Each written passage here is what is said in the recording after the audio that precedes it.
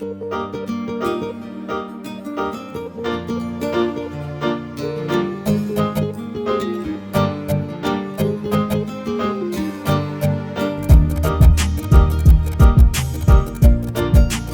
Benin Gambia, welcome to another edition of the Gambian Zone, Meet the Legends. Saluto to all of you, QTV, Kirgum Magi and Akjola Fats. This time around, a special edition with a living legend, Papa Jams, Dem Seti, living legend. Reggae dancehall Gambia, a major role as he play, Pasa, Bad Day Bass, yep, main invention of the feature dekabi. He's a living legend. He is the godfather of One Tribe Sound. He's no other than DJ Pisces. DJ Pisces at Jams, it's a legendary route bum jaar lim tek ak fim jaar, and of course some controversial takes andalen ak Papa Jams ak Pisces One Tribe Sound ñu dem seeti this prominent and revealing interview. Tap ñu demal. Good afternoon to all the viewers of Gambian Zone Meet the Legends, brought to you by Jollof Arts Entertainment here on QTV. It's another Saturday afternoon. Today I'm here with a living legend. I'm at the One Tribe headquarters with the real Makai himself, DJ Pisces. Pisces, good afternoon. Jerry, Papa Jams, long time, you know. This has been a long time planning, you know. I mean, I think since 2013, 2014, around that time. I want to just say welcome to my yard, welcome to One Tribe headquarters, and welcome Jollof Arts, welcome QTV. Yeah, man. DJ Pisces, you celebrating 50 this year, and it's been a long time you've been in the business. I want you to take us through your musical journey. In the first place, when and where were you born? Well, my real name is Mustafa Manjang, you know, born and raised in Banjul, 11 Primary Street. We moved to Combos when I was maybe around 5, 6, before I started primary school. Yes, and you know, I started school at the legendary nursery school, Mrs. Dowd Nursery School by Lionhouse in Serekunda. From there, you know, Serekunda Primary School. And from Serekunda Primary School, I went on to Gambia High School. And from Gambia High School, I left Gambia in 1991 to United States. And, you know, that's how everything kind of started with me. That's the earliest stages of my, you know, I mean, briefly. Meaning celebrating 50 years this year, you're born in 1971. 72. 72. February 28, 1972. 72. Yes, 1972, and then you completed school in 1991 at Gambia High School. Then you traveled to the US. Right. Now, how did it all started for you in this music business? Music, well, music is something that I've been passionate about. You know, I really love music from a tender age. You know, my father loves music a lot. My father listened to, you know, different kinds of music, especially our African, you know, musicians like Lalo Kebas, Salif Kepas, Lalo Kebas, of course, and you know, various African. The Bembea Jazz. Yeah, and for me, it started from I think I can remember it started from when I was 5, because at the age of 5 in 1997, I mean in 1977, that's when I had my first little transistor radio. This year, I remember 1977 because the following, it was an election year. The following election year was in 1982. 1982 is when I realized that, you know, when I had my transistor radio, that was in 1977. You know, so my love for music started basically from 1977 when I had my first little transistor radio. A red one like this couch. Yes. Very right, because I understand the 1977 elections were heavily contested by Sirif Mustafa Diba and Jawara. Then Sirif Mustafa Diba just founded the NCP in 1975. My father and Sirif Diba are best of friends. Good. I am named after Sirif Diba anyway. Ah, okay. Gambia, in case you want to know, Mustafa Manjang alias Pisces the Makai is named after Sirif Mustafa Diba. Yes, the legendary politician from Badibu, Kenya. Yeah. Now, Pisces, yes. Then you traveled to the United States. Right. How did it all begin for you in the United States? Well, you know, I went to the States because of education, because of school. You know, all right, taking you back, you know, how it started. In 1985, you know, when I was in primary primary 5, yeah, at Serekunda Primary School, on Commonwealth Day, yeah. That is when my little DJ career started. You know, in 1985, Commonwealth Day. Every school, you got your activities and things. And our class, we had a party. Yeah, we had a party, and I came with a, a radio set, tape deck. So I'm like, yeah, I'm gonna be the DJ by force. So with cassettes. Yeah, with cassette. Yeah, with my father's cassettes and a few cassettes from my uncles. And I went to the school and said, yeah, I'm gonna be the DJ by force. I am the DJ.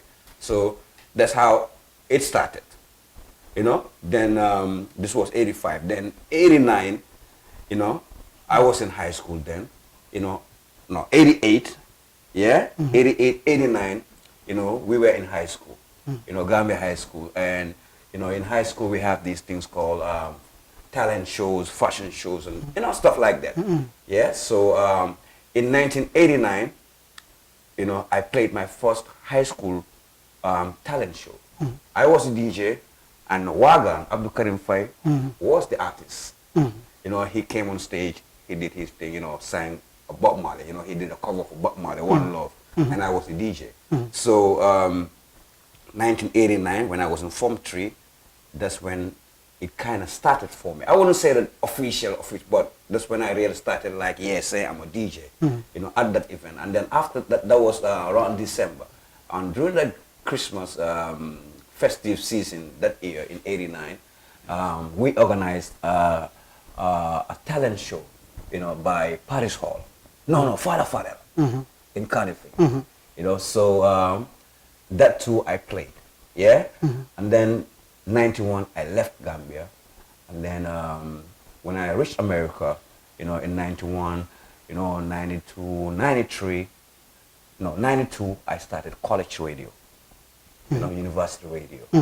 Yeah, this is when I started playing, I would say kind of, this is when I took it seriously, because this is when I started buying music, because I used to buy records, vinyl those days, so this is how it started. I would say 1992, that's when I really started DJing officially, because that's when I started buying records. Yeah.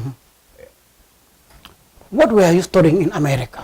Well, I went to study business economics. I did mathematics and business economics. Okay. In college. Now you enrolled to be a DJ. Right. Now when you started playing DJ, started buying vinyls in 1992, then the coming of the sound system, how did it all come about, the one type sound? Okay, great. 92, 93, 94, 95, 96, 97 was when One Tribe Sound was born. Yeah.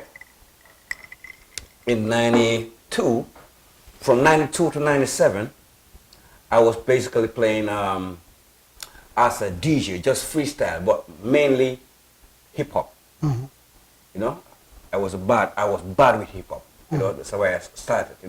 But then 1993, from college, one of my college breaks, I went to New York City. And Stone Love was playing, Radigan was playing, and some other song, maybe LP or Addis, New York sound systems, yeah?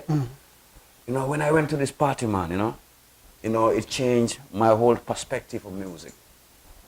You know what I mean? And then, I had loved reggae music, dancehall music before, but when I went to this party, it cemented my love for reggae music and dancehall and sound system culture.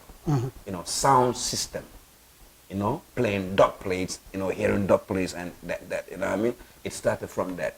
Then I started buying reggae records, dancehall, music and all that, And then hip hop music, I started paying less concentration on it, you know what I mean? Because of my love for dancehall and reggae.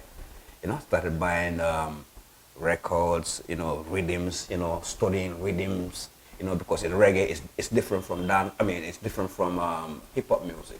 They come up with one rhythm, with 5, 10 artists on it, sometimes even more. You know what I mean? So I started studying that, collecting, records and, making trips to New York City from my college, every other weekend, And then 1997, that's when I decided to, form my own sound. You know what I mean? Knowing this period in time in the reggae history is very crazy. Those days, the Ninja Man, the Shabarangs at their peak, Buju Bantam coming out, also very crazy. The likes of Mega Bantam, Terra Fabulous, the Gypsy Kings, the Bounty Killer, Beanie Man, 93, 94, they all come over, and reggae dancehall was just crazy. Out of that euphoria of dancehall music in New York, the sound system, One Tribe Sound was born 97, coupled with the likes of, Sisla, Anthony B making damage. Right.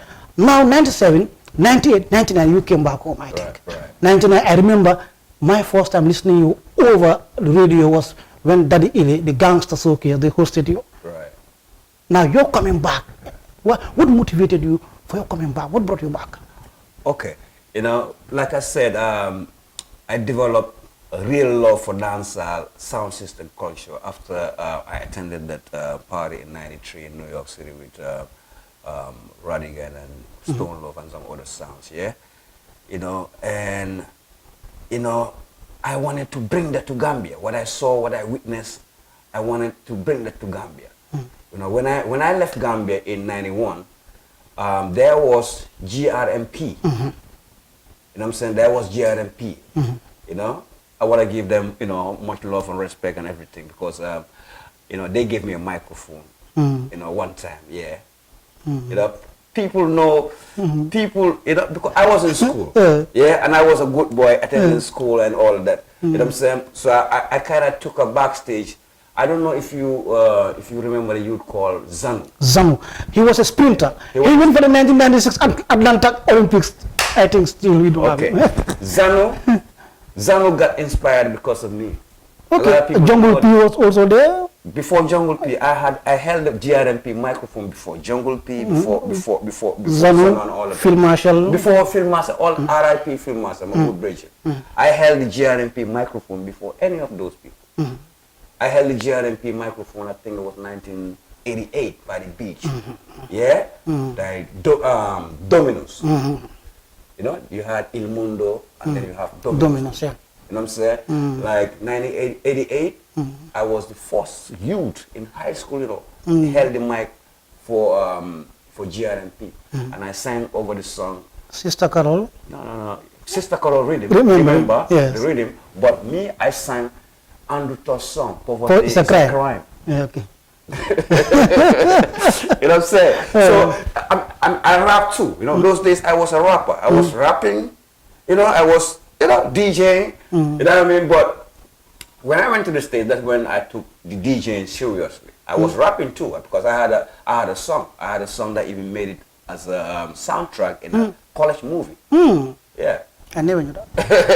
When this was in the States, I was in the States. In my college, they had this movie, a nice movie. It was an AIDS awareness movie. And I had one song, and that song, they made a soundtrack. For the movie. As a soundtrack. So, that's how, everything started rolling. And then, One Tribe came into play in 97. And then 99 is when I came back.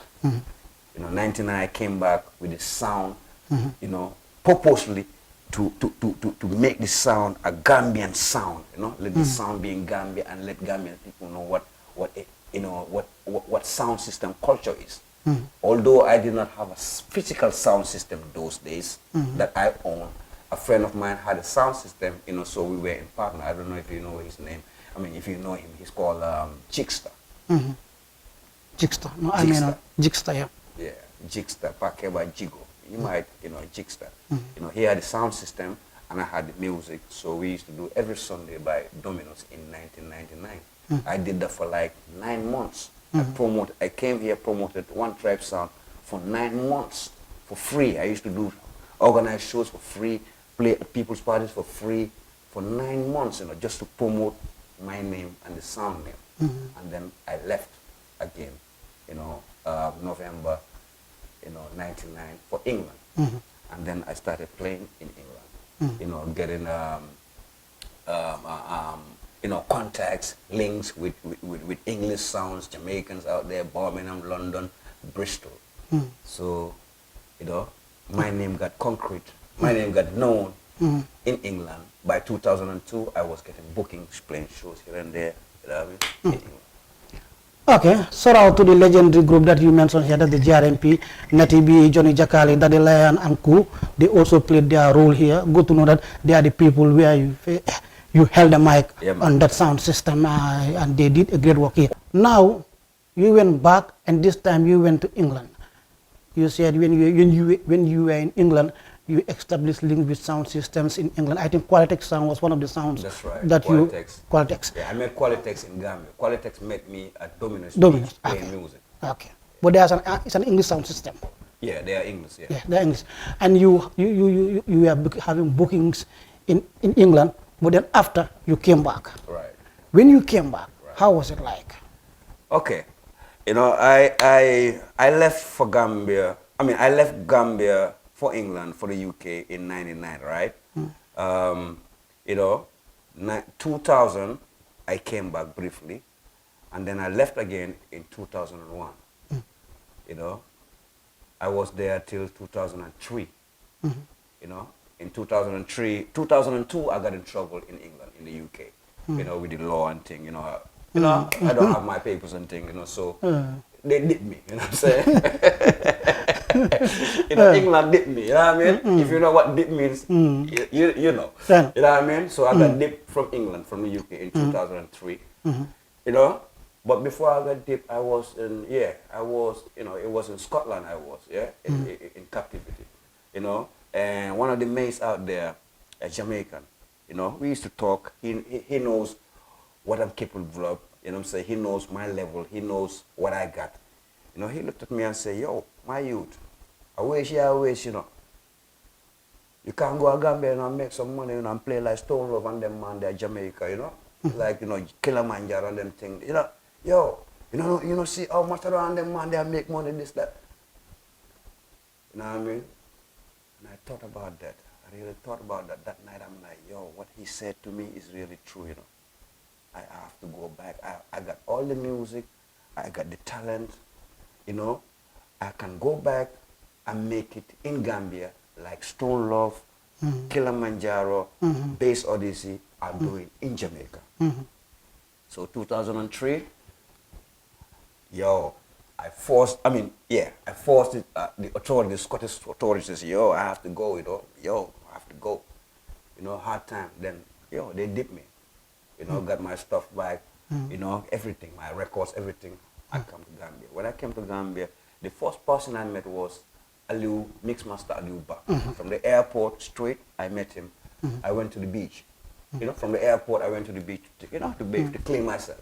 So I met Aliu, you know, over there. So I said, yo, Aliu, what's up? You know, what club is popping? What, you know? He told me, yeah, I'm at Calabas, and then, yeah.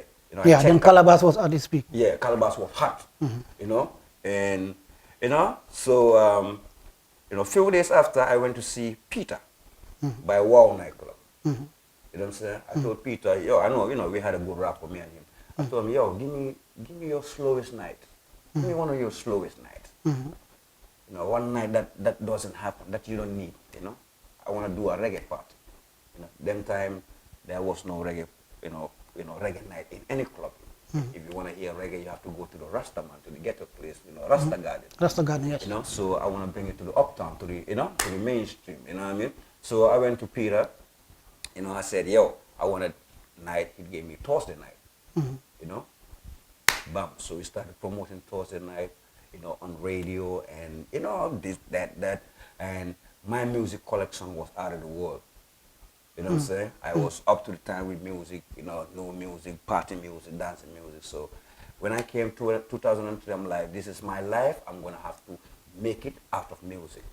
And from 2003, I haven't looked back. Okay. You played at West Coast, you played at City Limits, isn't it? That's right. I played, I first started at West Coast, you know, because I used to be back and forth, back in and out of the country. So, yeah, West Coast was the first radio station, you know, that gave me a show.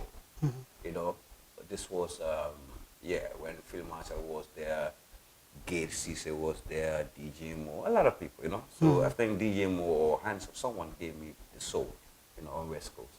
And then in my back and forth, you know, of England and Gambia, I started City Limits Radio in 2000, when it just started, you know.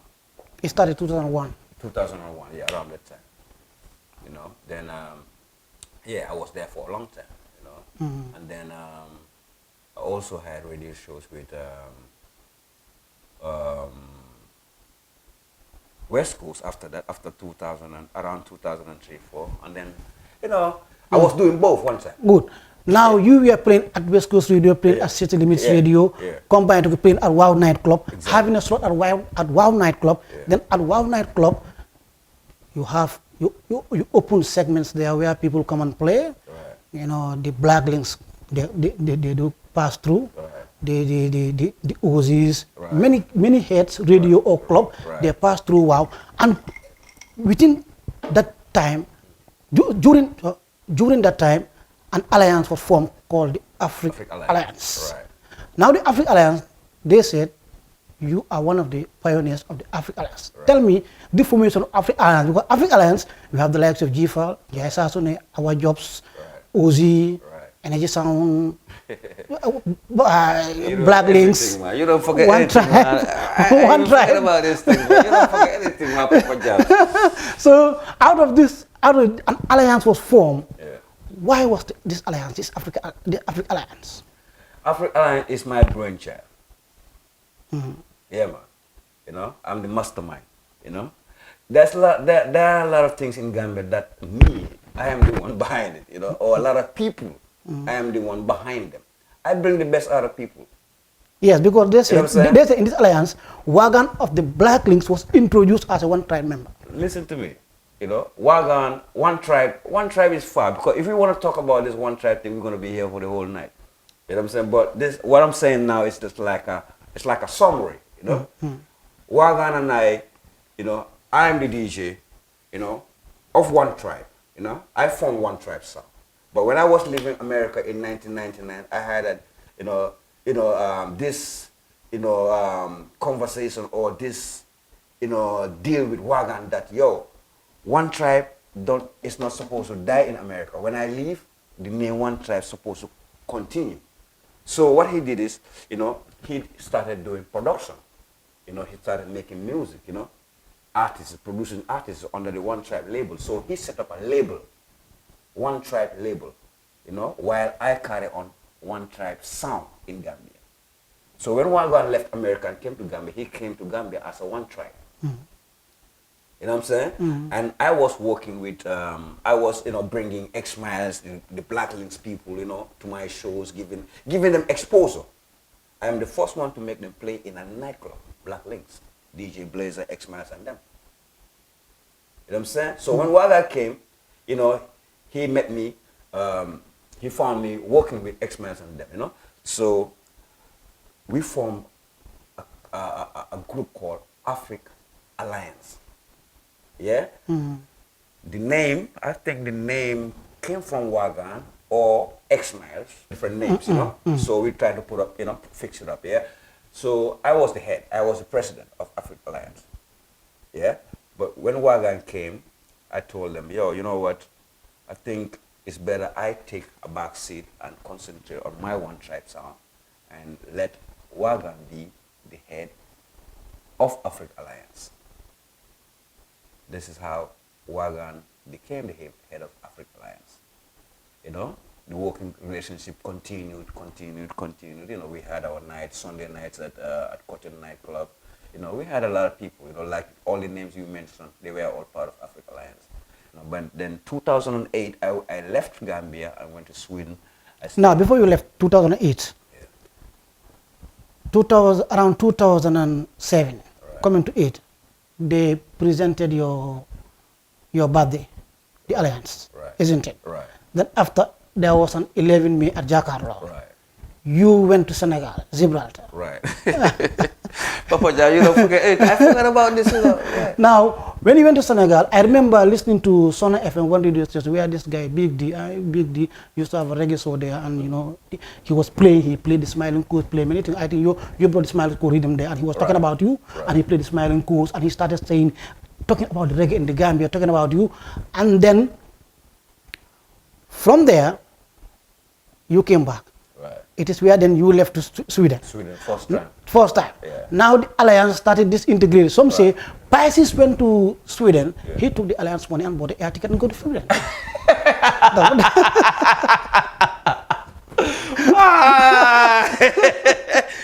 Now you're gonna make me talk. No, are you saying that do you want me to talk? No, they said the alliance. Oh, this is No, you went to Sweden. Okay. You took the alliance. You took the alliance coffers. Bought your air ticket. Go to Sweden. When you go to Sweden, the alliance started integrating. They want to cash it. We want to buy pan Olof. Wow. Pan bi buy ko si Olof. Wow, okay, what Olof. Gay na wale ñu alliance bi. Wow. Avec alliance bi. Bi gay dajalo yépp. Waaw. Ñom ji fa ñom jaay sa ñu awa jobs ak gaay yépp. Ñom Ozi ñi nga jamono joju on radio ak club. Ñu ngi tax ngeen ñëw together. Yow ya payo ni loolu because ya amul plateforme ya amul ci radio ci club yépp. Léegi ak ñom black li yépp. Ah? Alliance bi mu ñëwé bé alliance bi nekka. Ngeen di play côté bi.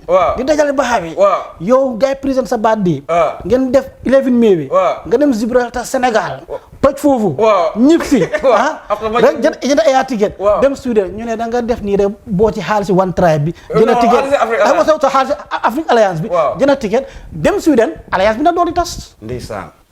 Papa Jam xam nga man ndeysaan bii du ma mer sax bi am na yeneen yoo xam ne daf la dee merloo xam nga am na yeneen fen yi soo ko déggee daf la dee merloo waaye fen bi moom this is the funniest fen ma musa dégga Afrique Alliance man maa ko doon dundal Afrique Alliance musuma gis seen xaalis Afrique Alliance musuma gis seen butut musuma fekkee fu ñëw seedooyee butut musuma fekkee fu ñëw li fi nee butut fu ñëw konte xaalis apart from suma birthday bash bi laa use sax ñu sampa Afrique Alliance suma birthday bash bu koy wax ni moom lay use X-Miles xam nga ndaya maa déglu waagaan xam nga ndaya maa déglu Ozi ñu fa nekkoon ñëpp waaye waagaan ak X-Miles in particular suma birthday bash 2007 suma birthday party xaalis bi foofu leen sampee Afrique Alliance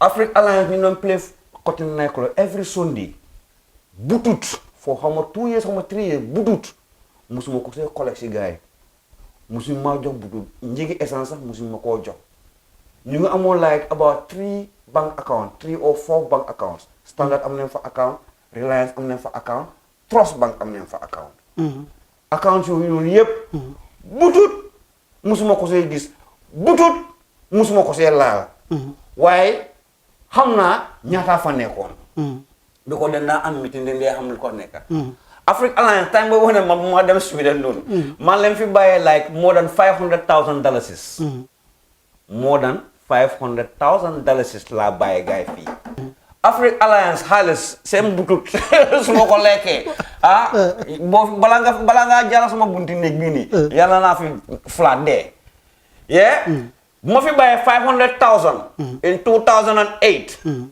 xam nga yow 2007 la wax nga fi wax man 8 booy dem Sweden waaw nga ne bu maa dem Sweden 2008 bu maa dem Sweden 2008 bu maa dem Sweden man fi bàyyi more than $500,000 ma yaaga Sweden gaa yi tas yëpp gaa yi tas Afrique Alliance suñu jël affaire Afrique Alliance bi ñu ñëw waxtaane mbiri sound system ndax One Tribe is an outstanding sound system here ci Gambia bi am na lu bëri lu révolutionnaire fii ci Gambia bi man dama dee wax ne sa am sound system muy cut ay dub place di play ay dub place One Tribe sound stand out to be number 1 ci man gi ma di déglu Gambia fii ok ñu ñëw ci benn classe ku wax sound system wax classe ñu gis ne One Tribe am na classe boo xam ne am na ko Switzerland on si bi ñoom di master represent fa One Tribe sound gisuñu fa Pisces who is the owner of the One Tribe sound mais One Tribe sound mujjee win classe boobu ñoom David Radigan nga xam ne iconic figures lañ in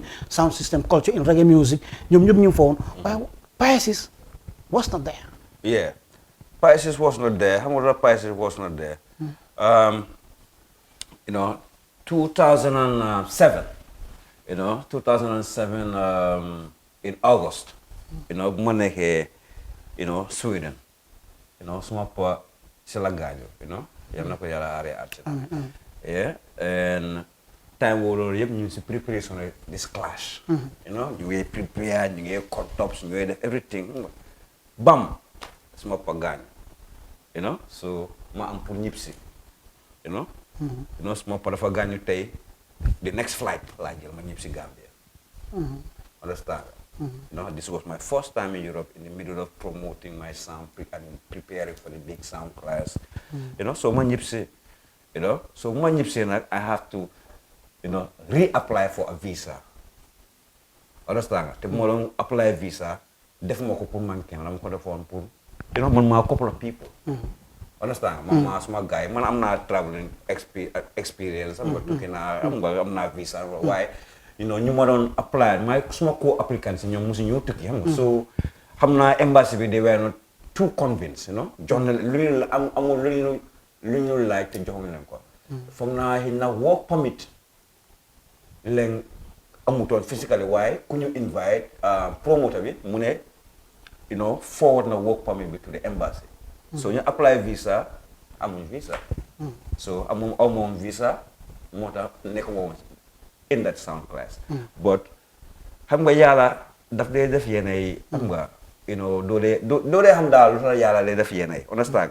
Man fii laa nekkoon suma néeg bi fii si gannaaw fu laa si nekkan léegi, you know, maa ngi suma gaay si téléphone, you know, lu ñoo def, how we gonna play, you know, lan la ñoo play, what time, you know, lu ñoo def daal, plan bi yëpp, xam nga ñu ngi ko def si téléphone. I wasn't there physical form, but yeah, you know, spiritually and on the telephone, I was there, giving advices on everything. Yeah, class baa ngi, you know, class bi door si night bi, xam nga, you know, you know, I was just thinking about this thing, you know, so ma def ni da xaw a kof som nelaw, you know, si digg guddi bi rek suma téléphone bi ring King Ralph call ma. King Ralph bu ma callee rek ma xam ne lii must be good news because I was not in speaking terms duñu daan wax. Ralph was part of one tribe. Understand? But, you know, during those years, my mom, xam nga rek. King Ralph Germany. Yeah, King Ralph Germany. Yeah, he was part of one tribe. You know one tribe. You know, so briefly. Yeah, and mu call ma. Bu ma callee ma xam ne lii must be something good because Ralph du ma dee call, Ralph duñ dee communicate. You know what I'm saying? Understand? Since 2003. You know, for 4 years, ma Ralph waxuñ. So Ralph call ma. Ralph bu ma callee rek ma feel it, you know, it must be good news. Mu ne ma ni congratulations. Mu ne ma ni one tribe winning. You know, trophy band, you want to see it? What you go fancy guy just go. Wow. Okay, yeah. So, you know, trophy band nekani. You know, trophy band nekani 1, 2, 3 better than champion. You know, 2007.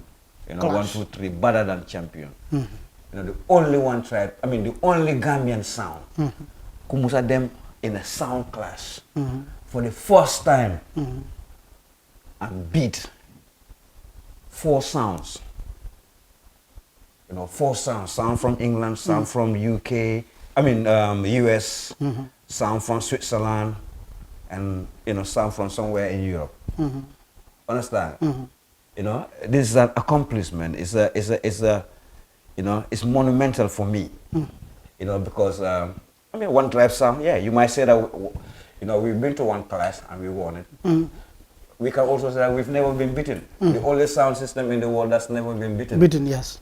The first international class that we went, we won it. We won it. You know, Yeah, and this was a time when I was not making a lot of money from music. And you know, everything we got, we just put it into, you know, buying records, buying dubs, you know. Equivalent the sound. Yeah. You know what I mean? Okay, I remember this class.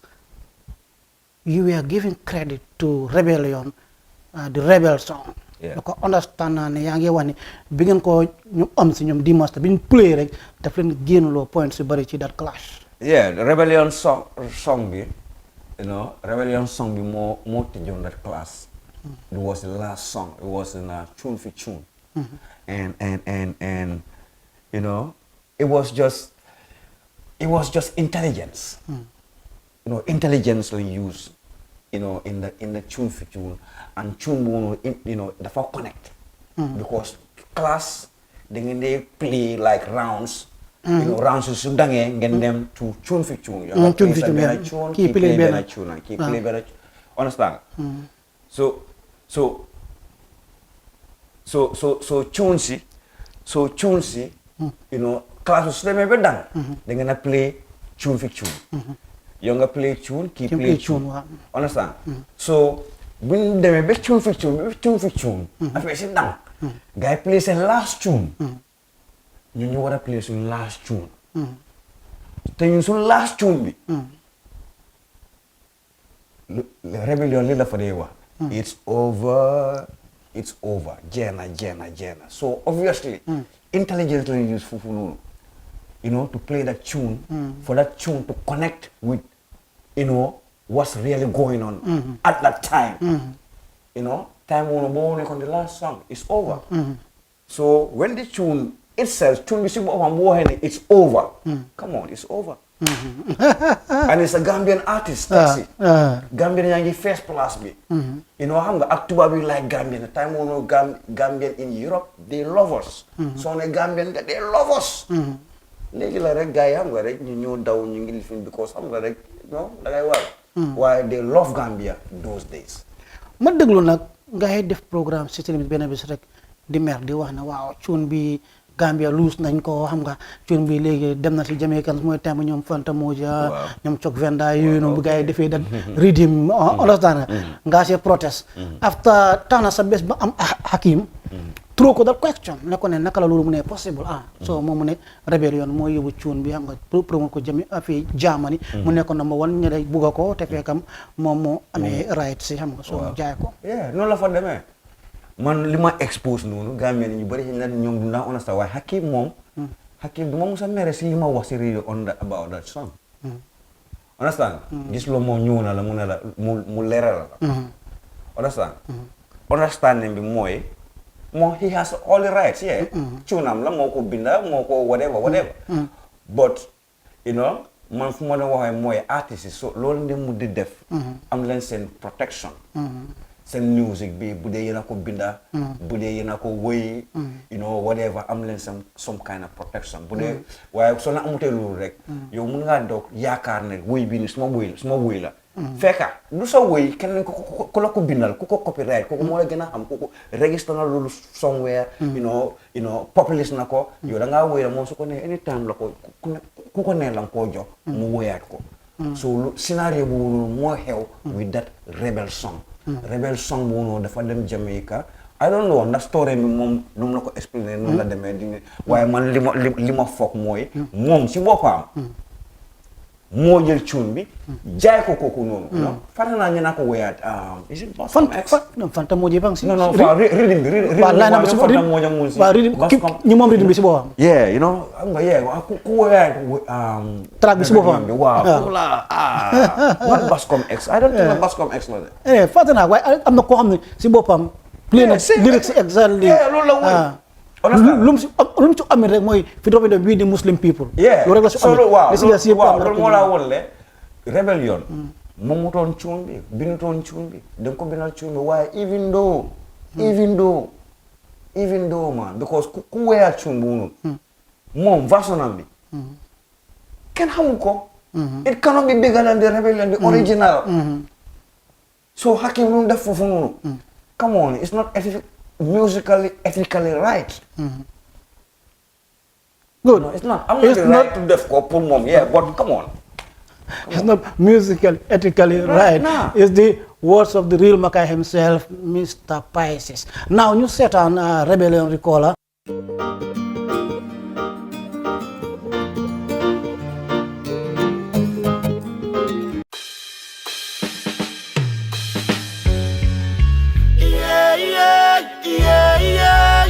Africa the continent, Africa, mama the continent, Lord, that's why we shall always be around, no matter the changes of time. coming from an ancient days up to now, as the slaves serving the most high.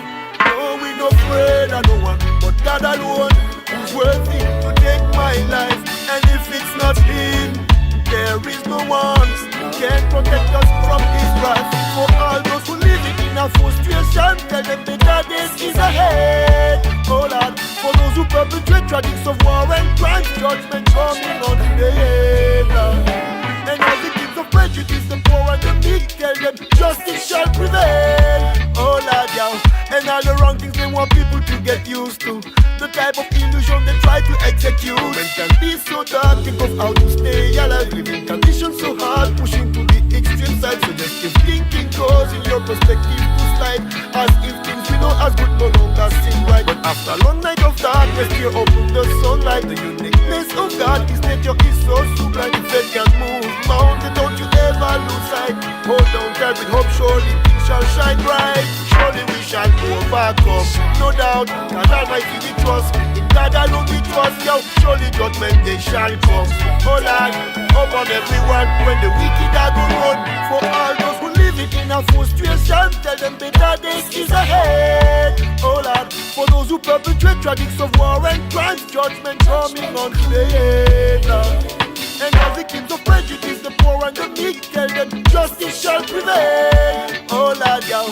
And all the wrong things they want people to get used to, the type of illusion they try to execute. Never will I just retreat, selling my soul for the least, as if my fate was simply in vain. Desperate for a relief when things don't seem so easy. Now lose control, let it turn me insane. Can't give it up, even born in the darkest of age. I know truth always prevails one day. Righteousness, that alone shall lead the way. And if not right here, so shall it be right there. For all those who live in a frustration, tell them better days is ahead. Oh Lord, for those who perpetrate tragedies of war and crimes, judgment coming on the head. And all victims of prejudice, the poor and the meek, tell them justice shall prevail. Oh Lord, yo. And all the wrong things they want people to get used to, the type of illusion they try to execute. Yeah, yeah, yeah, yeah. Africa the continent, Africa, mama the continent. Lord, that's why we shall always be around, no matter the changes of time. Coming from an ancient days up to now, as the slaves serving the most high.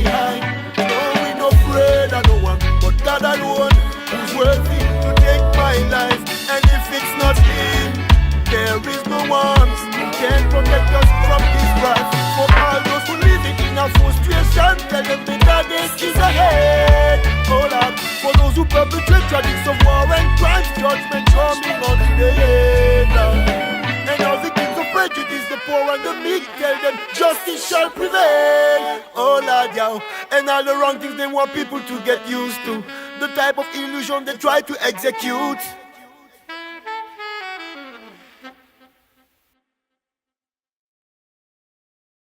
waaw gannaaw bu ñu seetaanee vidéo boobu Pisces léegi ñu ñëw 2009 10 yooyu move on nga from I think Wow to La Divas ah ñëw indiwaat beneen brand One Force so ñëpp ñu bëri nga xam ne bu ko ne One Tribe day déglu xam nga suusami bi ko sa tapes yu bëri daan tasaaro bi dëkk bi sa live fi nit ñi dañ koo déglu sa radio suusi nit ñi dañ koo déglu nga dañ laa fekk ci place yooyu nekka waaye boo indee One Force ñu bëri gis na tamit loolu brand la boo xam ne ñëw nga loo xam ne sa alal la mel ne suul nga ko indi waa leneen lu ees lan nga fon lan moo indi loolu nga indi One Force boole Ghetto Force ak One Tribe indi One Force One Tribe bi moom mu dem daal. Okay. Well, I don't know what you mean by One Tribe mu dem down. One Tribe. After One Force nga dégg. waaw One Tribe. waaw loolu xanaa kon du ma daan déglu. dama la déglu. du ma daan dégg One Tribe si man. dama la dégg sa doppler si kay One Tribe. non mosuma gémmiñ laa wax. Time to time wala mu dégg ne dégg play daal One Force daal day dégg rek One Force daal day dégg rek. One Force. affaire xam nga nit ñi. This because the Gambian understanding of this music thing dafa you know, understand? Because, okay, yaa am ñaari sound system coming together. Ghetto Force ak One Tribe. Yeah? am na time sax yàgg na wol boo xam ne One Force wol. Thank you very much. The one from One Tribe, the force from Ghetto Force, the wall from Yagana Wall. What does that give you? One Force wol. One Force Wall.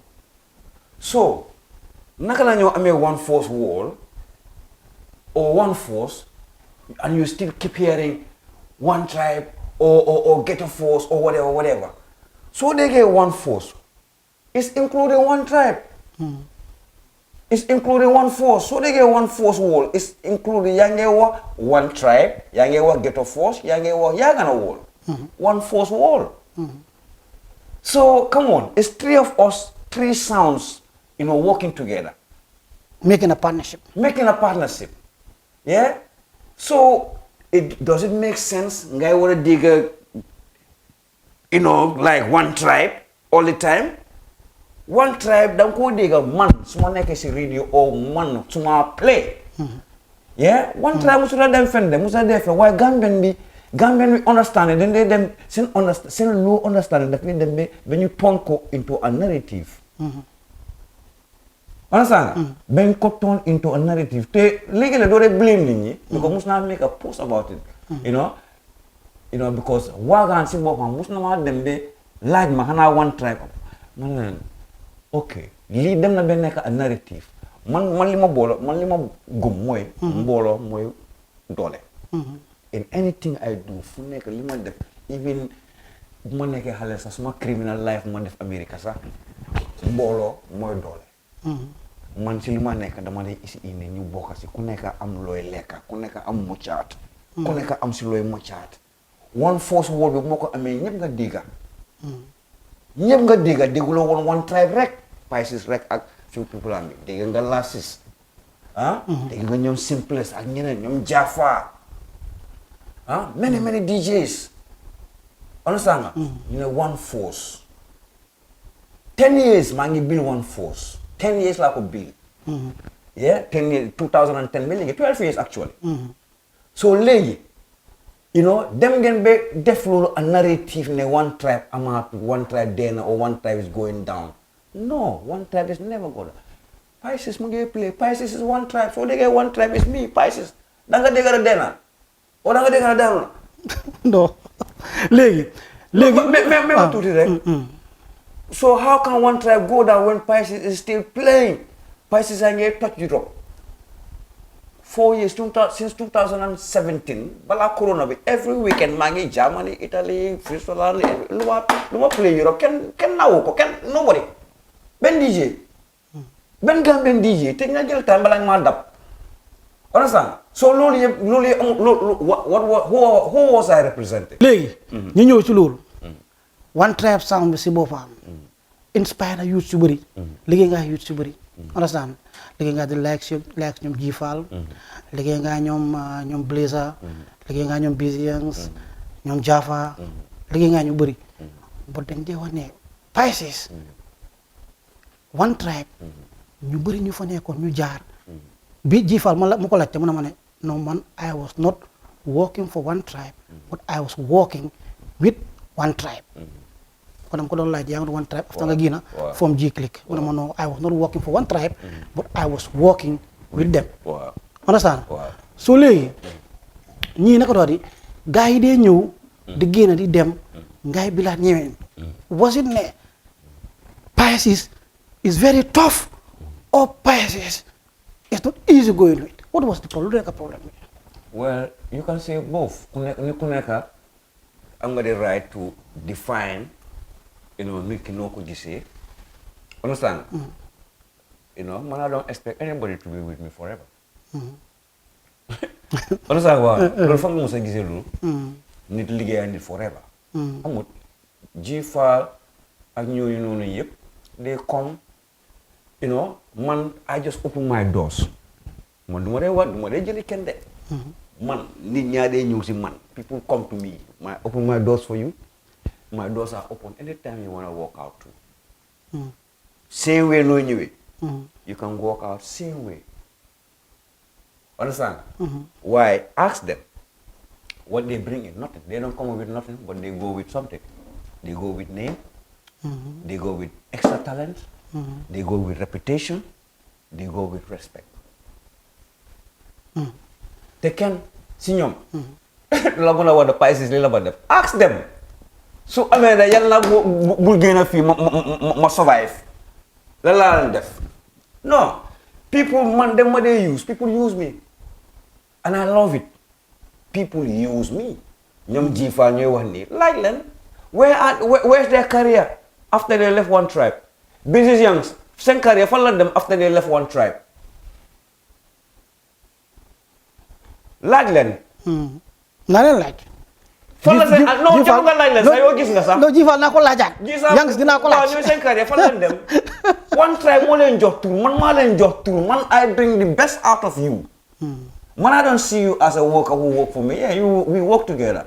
You know what I'm saying? But yeah, you know, you in your mind, you know, that's what you're gonna say. We was working together. No, we was not working together. You was, you know, using us to get popular. Understand? To get you know, exposed and everything. Man, you man do go club. First night, guy, ñoom jifal ñoom laaj leen. First time guy do go club, gis nit, gis play man Pisces. Man maa ko def. How affaire si la Gambian, we are not a serious country. This is not a serious country. This is not about only music. Do American music, right? So ñëwee si politics, so ñëwee suñ diggante suñ relationship, whether it's love, whether it's whatever, seriousness nekku fa. So ñëwee si dëkk bi, look at how Gambia is, seriousness nekku fi. So fii nit ku serious, du la dee like. Nit ku serious, de la ragal, de la daw. Man I am a nonsense person. Man nonsense bokkuma ci. Man si lu ma nekk, si lu ma def, it has to be something fruitful. Du ma def dara fo affaire yi gis leen ma. Non, because man fii 90% yëpp ñu dégg Pisces yi xamuñ ma gisuñ ma. ok nit dama ne comme wax nga ko fi Afrique Alliance sa brain child la organise nga fi ay competition bi ay classe bi ñoom Silky Chris ñoom benn jamono yi ñëw dem waaye nit nañ wax ne ok Pisces knowing your representation in reggae music xam li nga taxaw ci reggae music ak ni nga dundee reggae music ci réew mi fii ak sa position in reggae music but reggae music mënut a am a platform reggae artistes yi ñuy def reggae music in the Gambia mënuñoo am a platform boo xam ne dañ ko teg ñu ne ok lii dañ koo xoolee comme ni ñoo gisee laay see Jamaica Rebel Salute ni ñoo gisee ñoom Sunfest ni ñoo gisee lu bëri te yow yu am nga lifin bi nag am nga taxawaay bi and know how bi you have it understand but lan moo tax ñu ne Pisces ñëwut ak loolu nga xam ne loolu dina nekk beneen doole pour reggae music ci dëkk xam nga reggae music ñun ñëpp nangu nañ ne even bi moo door in Jamaica ñoom Jiw Reed ak ñoom Coxin ñii yëpp di am seen sound system yi reggae bi sound system baa doon jaay reggae bi balaa review di ko accept ñun ñëpp gis ne taxawaay ñoom Black Scorpio ñi nga wax fi ñoom Kilimanjaro ñoom Stone Love Europe bi niñ taxawalee reggae music Gambia fii one tribe sound Pisces mun naa def maaj yi yëpp ak sound yi yëpp but to put up a platform for reggae music boo xam ne big na ba nga xam ne sax comme ñoo amee ñoom Abidjan Fest ba ñoom Winford Williams di jógee ay Jamaica di ñëw ay ami Abidjan ak yooyu noonu mënuñoo am loolu Gambia te reggae music mu nekk reggae land Jamaican bi fi ñëw sama nga la Gambia is Jamaica part 2 and we have the likes of Pisces here dama tax mënuñoo am loolu well xam nga you know man dama nekk ni koo xam ne man am not Mr. Jack of all trades man di soo bàyyi xel ba bàyyi ma man si li benn suma dancehall music sound system culture rek laa nekk man doo ma dégg si buri ëllëg nga dégg si mbalax gannaaw ëllëg nga dégg ma si afrobeat man depuis boo ma xamee si DJ sound system si loolu laa nekk suma organise event dama dee defante suma benn event si nii rek xam nga te loolu sax bàyyi naa ko nit ki doo mën a def everything understand man what I can give my best si loolu laa dee dugal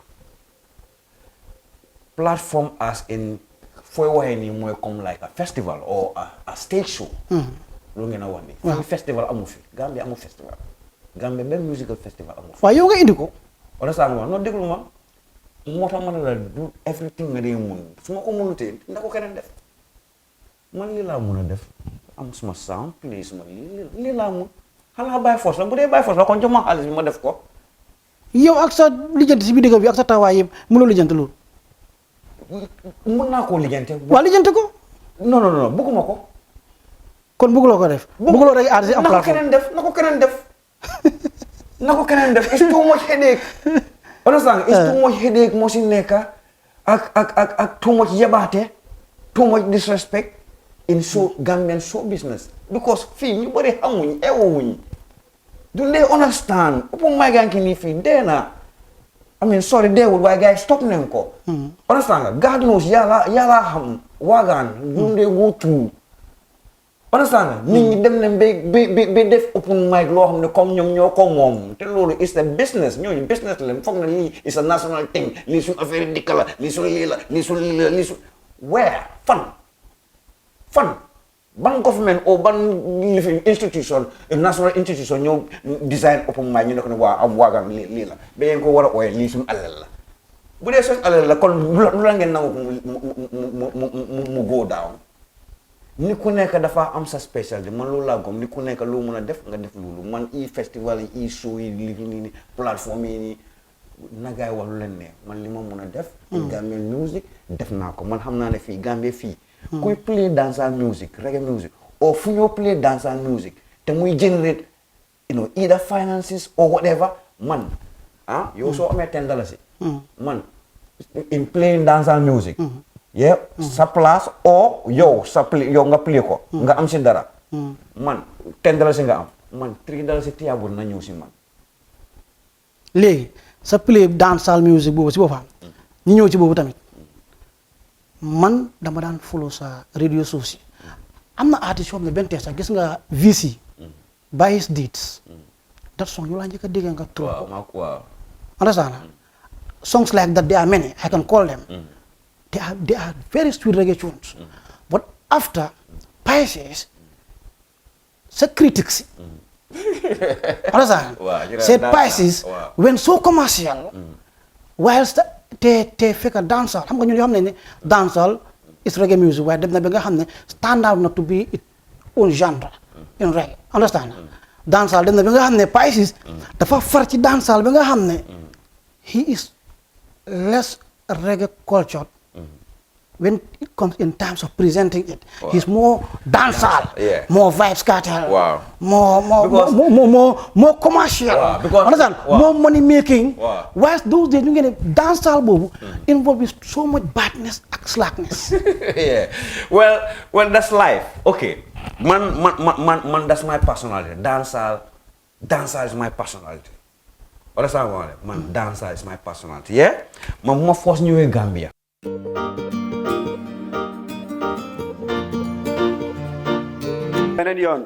Well, shouts to all of you. Yen ñu Kalko Sen TV bi seetaan that very revealing interview Papa Jam's Pisces. Shouts to everybody ñi ci jàppa yëpp ci caméra bi and ñu jàppa ci production bi ba mex fi but amut fiya more revelations to come. That is just part 1. Part 2 is on its way. Watch out. It was Gambian Zone Mid the Legend. Shouts to my main man Papa Jams ak fii la woon ci QTV kër gu mag gi ànd ak Jollofaats. Watch out for part 2, Papa Jam's DJ Pisces One Tribe. Out we are. Saluto to all of you.